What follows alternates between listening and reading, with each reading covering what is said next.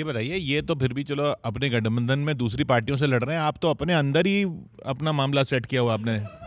नहीं, कम से कम लठबंधन तो नहीं है ना, ये तो लठ बजा रहे हैं एक दूसरे में। पर अब वो कौन बनेगा मुख्यमंत्री, वहां पे चल रहा है। एक तो बने हुए हैं, दूसरा कह रहे हैं मैं बनूंगा, और वो कह रहे हैं कि उम्मीद पे दुनिया कायम है। देखिए, कहा किसी ने नहीं है, ये सब जो है ये मीडिया में जो एक फेक न्यूज़। ये तो उन्होंने खुद कहा है कि उम्मीद है। नहीं, उम्मीद पे तो दुनिया कायम है, और पार्टी का संगठन जिसको चाहेगा, पार्टी का शीर्ष नेतृत्व जिसको चाहेगा, वो मुख्यमंत्री बनेगा। वो आज की डेट में सिद्धारमैया जी हैं। सिद्धारमैया जी बहुत बेहतरीन वहाँ पर काम कर रहे कोई हैं। डील नहीं थी 8-2.5 साल की? कभी ऐसी कोई डील नहीं रही 2.5 साल की, कभी ना ठीक है छत्तीसगढ़ साहब, तो ऐसा मानते नहीं है। कभी छत्तीसगढ़ में भी नहीं रही, कभी मध्य प्रदेश में भी नहीं रही, कभी राजस्थान में भी नहीं रही। जो शीर्ष नेतृत्व चाहेगा, हमारे आदरणीय अध्यक्ष खड़गे जी चाहेंगे, लोकसभा में नेता प्रतिपक्ष राहुल गांधी जी चाहेंगे, सोनिया गांधी जी जो चाहेंगी, वही व्यक्ति। वहाँ बता दो ना उनको, वहाँ सेटल हो जाए ना। बार बार ये आता है कि मैं बन रहा हूँ। सेटल हो गया। कल की आप एक फोटो देखिए, दोनों की फोटो है राहुल गांधी जी। ये फाइनल सेटल है। फाइनल इधर सेटल हो। आपका कब हो रहा है? किशोर जी, ये चाहत कह रहे हैं, बार बार चाहत कुर्सी की हो, चाहत सत्ता की हो। तो हमारी जो चाहत है वो मैं बता देता हूँ। जनता से बढ़कर हमारी चाहत क्या होगी, सेवा भाव से बड़ी इबादत क्या होगी। जिसे मिल जाए आप जैसा विपक्ष, उसे भला स्टार प्रचारक की जरूरत क्या होगी। तो भैया हम तो इनके द्वारा भी बड़े खुश हैं कि हमारे पास एक ऐसा विपक्ष है जिस विपक्ष में हमें बहुत सहयोग मिलते रहता है। तो आप अपने दम पे नहीं जीत रहे इनकी वजह से? मैं बता रहा हूँ, होता क्या है, जब एक परिवार चलता है ना, तो परिवार में अपनी शक्ति तो लगती है, लेकिन पड़ोसी जब सहयोग करने लग जाता है तो मजा कुछ और आ जाता है। तो ये जो पड़ोसी है वो पड़ोसी नहीं है कि भैया पीछे बर्तन फेंक दें, कभी चीनी मांगने जाओ तो चीनी ना दे। ये तो ऐसे पड़ोसी हैं जो बिन मांगे भी दे देते हैं। तो इसलिए मैं कहता हूँ भाई साहब कि इनके जैसा विपक्ष बड़ा खुशनसीब वालों को मिलता है। ये दौरा जैन जी का है, जैन जी में ऐसे विपक्ष भगवान ने हमें दिया है, हम इनका शुक्रिया अदा करते हैं। चीन की क्योंकि आप लोग सब बात कर रहे हैं, 2008 में बाल आप्टे जो इन्हीं के नेता हैं, वो गए बीजिंग, पता नहीं चाउमीन खाया, नूडल्स खाए, क्या खाए, सुशी खाई, मुझे नहीं पता। उसके बाद 2011 में नितिन गडकरी बीजेपी और आरएसएस वालों को फिर चीन लेके गए। इस बार चीन वाले यहाँ आ चुके हैं। 12 बार पिछले 10 सालों में ये मीटिंग कर चुके हैं चीन से। तो एक सीरियल आपने देखा होगा, ये रिश्ता क्या कहलाता है, ये रिश्ता क्या कहलाता है। ये बताना चाहिए भारतीय जनता पार्टी को कि गलवान में चीन घुसता है, अरुणाचल में चीन घुसता है, बांध चीन बनाता है, और उसके बाद भी गलबैया करने का काम भारतीय जनता पार्टी और आरएसएस वाले चीन के साथ क्यों कर रहे हैं, क्या कर रहे हैं, ये सार्वजनिक रूप से बताना चाहिए पूरे देश को। किशोर जी, इन्होंने एक सीरियल की बात कही, रिश्ता क्या कहलाता। सीरियल तो ये भी था क्योंकि सास भी कभी बहू थी। तो ये जो सास हैं हमारे, ठीक है, ये जो हमारे सास है ना, ये चाइना जो यूथ एक्सचेंज प्रोग्राम, ये आज से नहीं दशकों से चलता आ रहा है, और इनके कई नेता वहां जा जाके राजनीतिक लोटियां सेकते। पर ये जो पार्टी के साथ आप देखिए, आप उनकी फोटो दिखाते थे कि देखिए इनकी पार्टी के साथ एमओयू हो रहा है, फिर आप क्यों मीटिंग कर रहे हैं? सर फोटो तो छोड़िए, मैं तो एक लाइन कहना चाहूंगा। सबसे पहली बात, मैं शायर तो नहीं, पर ए महारथी, जब से देखा आप सबको तब से मुझे कॉपी पेस्ट आ गई। कॉपी किसी के धुन का, पेस्ट खुद का लाइन। मैं कह रहा हूं सर, इनको देख के कॉपी पेस्ट है नहीं, आपको? मैं हाँ। कॉपी मतलब धुन किन्हीं और का, पेस्ट अपनी लाइन है उसमें। मैं जॉर्ज सोरोस की लाइन नहीं पेस्ट कर रहा हूं, ठीक है। मैं बस इतना कह रहा हूं सर सुनिएगा। कोई दीवाना कहता है, कोई ना बोध बालक समझता है, इन्हीं के खुद के कांग्रेस में उन्हें क्या कोई लायक समझता है। एक और लाइन है सर, सुन तो लीजिए। उन्हें खुद के कांग्रेस में उन्हें कोई लायक समझता है।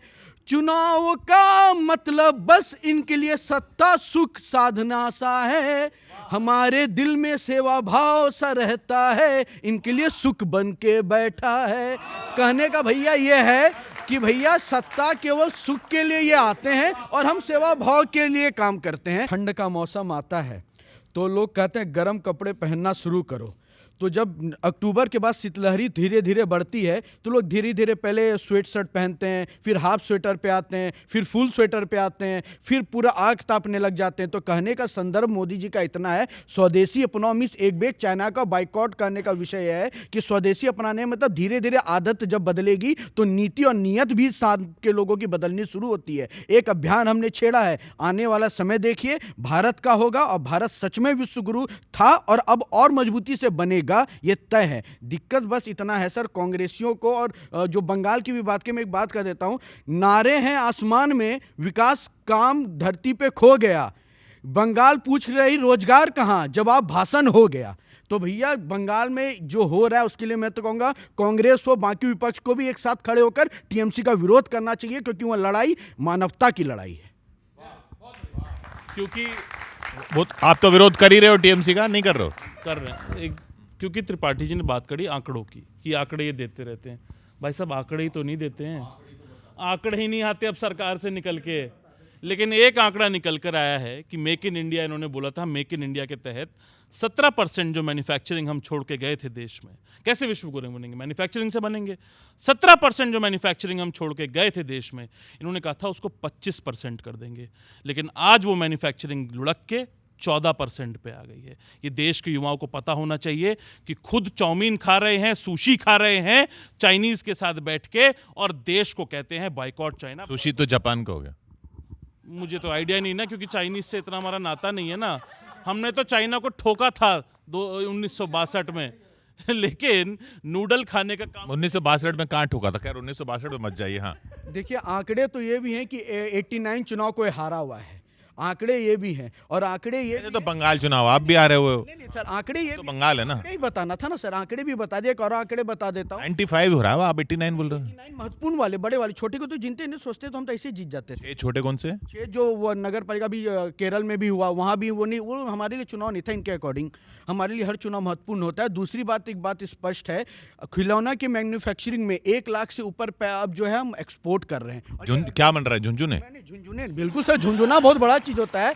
देखिए किशोर जी, एक बात है, आपकी 100 बात में एक बात होती है, लेकिन उस एक बात के पीछे का रहस्य भी समझना होगा कि खिलौना में झुंझुना बहुत महत्वपूर्ण है, क्योंकि झुंझुना बच्चों के लिए होता है, और जब बच्चे के मानसिकताओं को हम स्वस्थ करते हैं तो एक खुशहाल और मजबूत भारत बनता देखते हैं। तो झुंझुना तो बनना ही चाहिए ना सर। दूसरे का झुंझुना लेके देश का डमरू थोड़ी बनाना है। देश का झुंझुना रहेगा, देश का डमरू रहेगा, तब जाके बाहर भी डंका बजाते हैं और घर में भी बज रहा है, ऐसा नहीं है। और मैं एक बात कह देता हूं, कांग्रेसियों के लिए ही कह देता हूं, देश में था एक घमंडी राजा, उसका बेटा खुद को समझे युवराज, हर चुनाव में बस एक वोट चोरी का लेते वो राग, अरे चलता नहीं कोई उनका कोई एजेंडा, जनता भी कहती हो गए तुम साफ, क्या कांग्रेस तो हुई लापता, अरे कोई इनको तो जाके बता।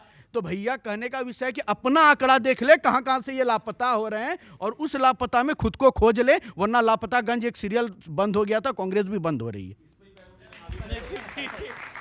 क्योंकि इन्होंने एक सीरियल की और बात करी थी, क्योंकि सास भी कभी बहू थी, वो कहाँ लापता हो गई आज की डेट में किसी को नहीं पता।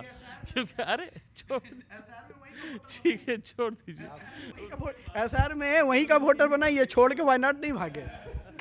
ये बताइए, अच्छा आप कुछ कहना चाहते हैं? नहीं, बंगाल और कांग्रेस दोनों की बात कही तो एक वास्तविकता सर, बंगाल, क्योंकि मैं बंगाल बॉर्डर से भी हूँ, झारखंड बंगाल बहुत टच होता है।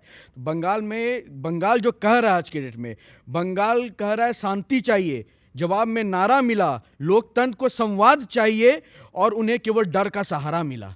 तो वहाँ जो हत्याएं हो रही हैं उस पर भी मैं चाहूँगा आप कवियों का प्रकाश सुसोर भी जाए, और राजनीति से परे उठकर हम सबको इसमें सोचना है। दूसरी बात मैं कह रहा हूँ सर कि मत खोलो कांग्रेसियों का राज, पढ़ नहीं पाओगे, बीते 55 सालों के दिए जख्म को भर नहीं पाओगे। अरे जनाब, यहाँ ईवीएम हैक नहीं होता, एक बार जनता के लिए काम करके देखो, हर चुनाव में यूं हार नहीं मिलेगा, हर चुनाव जीतते ही जाओगे। तो कहने का विषय है भाई साहब कि हम ईवीएम हैक नहीं करते, ईवीएम भी इन्होंने कहा, मोनोपोली की बात कही, काम आप जब करेंगे तो राहुल गांधी जी को यूं बार बार में छुट्टी मनाने के लिए जाना नहीं पड़ेगा।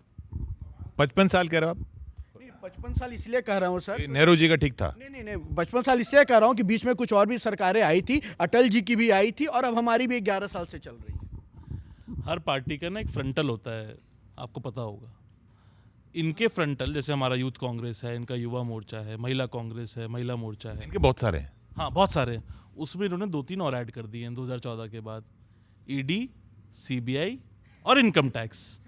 जहाँ जहाँ चुनाव होता है सबसे पहले ये तीनों फ्रंटल पहुँचते हैं, चाहे अरविंद केजरीवाल के यहाँ पहुँचे हो, चाहे हेमंत सोरेन के यहाँ पहुँचे हो, चाहे बंगाल में अब पहुँचे हो, चाहे राजस्थान में जब हमारी सरकार थी तब पहुँचे हो, चाहे छत्तीसगढ़ में भूपेश बघेल जी के यहाँ पहुँचे हो। इसी तरीके से ये लोग ऑपरेट करना जानते हैं। काम से ज़्यादा इनके जो 3 फ्रंटल हैं, ईडी, सीबीआई और इनकम टैक्स, अभी एक को फटकार लगाई है कोर्ट ने। ये गाते रहे ना कई सालों से कि national Herald, national Herald, national Herald, हजारों करोड़ रुपए की संपत्ति खाली। कोर्ट ने कहा है कि मैं इस मैटर का कॉग्निजेंस भी नहीं लूंगा। ये तमाचा है भारतीय जनता पार्टी पे, और जो जिस तरीके से तानाशाही करके इन तीनों फ्रंटल को आगे करके विपक्ष को दबाने का काम कर रहे हैं, ये बहुत बड़ा तमाचा। और उससे बड़ा तमाचा किशोर जी 2024 में लग चुका है। जो 400 पार के और संविधान बदलने की बात करते थे, उनको 240 पे लाके खड़ा कर दिया। जीतने में भी तमाचा लगा। बिल्कुल, तीसरी बार 400 पार और संविधान बदल देंगे। किशोर जी, तमचे पे जो चुनाव लड़ रहे थे उनको कौन जनता ने बिहार की तमाचा मारा है वो सब देखा है। दूसरी बात मैं कह रहा हूँ, 2014 के बाद एक ना BVBC मीन्स भारत विरोध बीमारी सेल बना है, जिसको केवल इतना काम है कि विरोध करना है। और उनको जब राष्ट्रवाद की कीमोथेरेपी पड़ती है ना, तो कुछ सेल तो डेड हो जा रहे हैं और कुछ बने अभी जेएनयू में लहराते फिरते हैं और जो ईडी के पीछे छुपते फिरते हैं, तो उनकी भी इलाज हो रही है। कहने का विषय यह है सर कि जब हम ईडी की बात करते हैं, ईडी जाती है, अपना काम करती है, वहाँ से क्या मिलता है? फूल तो नहीं मिलता ना साहब, मिलता तो वही नोट है। मशीनें गर्म हो रही और यहाँ किसी का दिमाग गर्म।